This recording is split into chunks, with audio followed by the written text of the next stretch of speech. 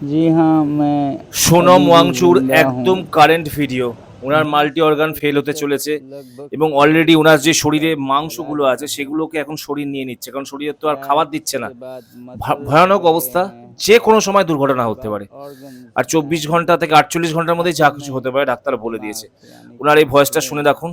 লাস্টে আমি अभी কিছু वो কথা বলতে চাই। नौबत একটা কথা नहीं আমি आई है ওনার ভয়েসটা শোনানোর আগে আমি और একটা কথাই আপনাদের বলতে, মানে 20वां সোনাম दिन ওয়াংচুকের खत्म উদ্দেশ্যে বা हो रहा है। সবার উদ্দেশ্যে বলতে, স্যার এগুলো বন্ধ করুন। चलिए मैं ফিরে যান। साबित करता হবে हूँ না। कि मेरा এরা কানে নেবে না। दिमाग अभी চলুন भी সোনাম ওয়াংচুকের ठीक ভিডিওটা আমি है। আপনাদের দেখাচ্ছি। यहाँ बहुत से जी हाँ, मैं अभी भी ज़िंदा हूँ। 20% लगभग मेरे शरीर का चला गया है। फैट्स के बाद मसल्स गए हैं और उसके बाद ऑर्गन्स जाएंगे। आखिर में दिमाग यानी कि ब्रेन। अभी वो नौबत नहीं आई है। आज 20वां दिन ख़त्म हो रहा है। चलिए मैं साबित करता हूँ कि मेरा दिमाग अभी भी ठीक है।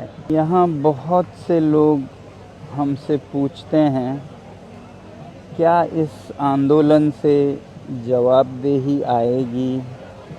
क्या शिक्षा मंत्री इस्तीफ़ा देंगे आप लोगों के इस आंदोलन से?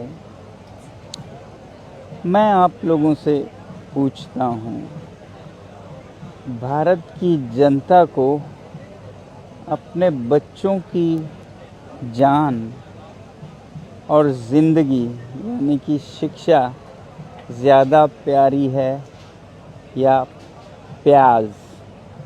जी हाँ, अनियंस। आप लोग सोच रहे होंगे इसका तो दिमाग भी गया है।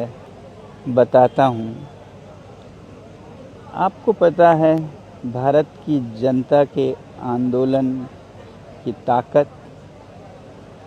3 बार भारत में सरकारें गिरी। एक बार 1980 में केंद्रीय सरकार गिरी और 98 में दिल्ली की सरकार गिरी और उसी साल राजस्थान की सरकार गिरी जनता की आंदोलन के वजह से। और वो आंदोलन किस बात पे थी? प्याज, अनियन प्राइसेस। प्याज की कीमत से भारत में सरकारें गिरती हैं। সোনম ওয়াংচুককে দেখে এত খারাপ লাগছে।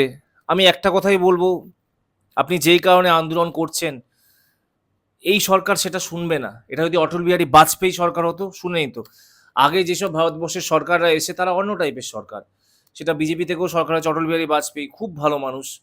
বা যেই হোক, মন তারা নরম। আর এ হচ্ছে প্রচন্ড রাগী সরকার, রাগী। এ শুনবে না আপনার কথা। আর কদিন, কারণ আজ থেকে 6 থেকে 8 বছর আগে প্রফেসর জিডি, সম্ভবত জিডি বিড়লা না কি বেশ নাম যেন, GD GD Agarwal, sorry GD Agarwal বলে একজন আসছিল, গঙ্গা দূষণ নিয়ে আন্দোলন করেছিল, 110 দিন অনশন করেছিল, তারপরে সে মারা যায়। কোনো ভ্রুক্ষেপে সে মারা যাওয়ার পর দেশের প্রধানমন্ত্রী জাস্ট একটা টুইট করে দেয়, ব্যাস কাজ শেষ। সুতরাং আমি আপনাকে বলবো, আপনার ফ্যামিলি আছে, এখনো সময় আছে, আপনি খাওয়া দাওয়া ঠিকঠাক করুন, ডাক্তারের কাছে যান, সুস্থ হয়ে যাবেন। আপনি নিজের অনেক ক্ষতি করে ফেলেছেন, এভাবে কিছু হয় না।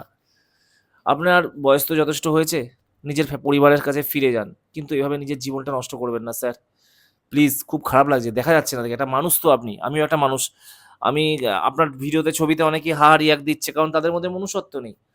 তাদের মধ্যে কোনো মনুষ্যত্ব নেই। আজকে এই জিনিসটা তারা বুঝতে পারছে না। তারা ভাবছে ক্ষমতার নেশা এত তাদের মধ্যে ঢুকে আছে, তারা ভাবছে সারা জীবনই তারা থাকবে। কিন্তু এটা ভুল, এটা হতে পারে না।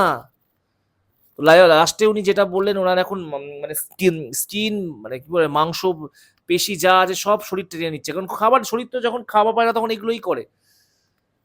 খারাপ লাগছে। নিজেকে বাঁচান, এবং কিছু হবে না। এই সরকার মনে হয় না কিছু শুনবে। আমার মনে হয় না, কারণ প্রচন্ড জেদি সরকার, কিছু শুনবে না। তবে আমার মনে হয় এনডিএর একজন মন্ত্রী এসে যদি ওনাকে কিছু খাওয়াতো, যদি ওনাকে এই আশ্বাসটা দিত, আমার মনে হয় খুব ভালো হতো। জানি না কি হবে। খুব খারাপ লাগছে দেখে। আমি চাই আপনি সুস্থ হয়ে ফিরুন। আপনার মতো শিক্ষিত মানুষের দেশের দরকার আছে।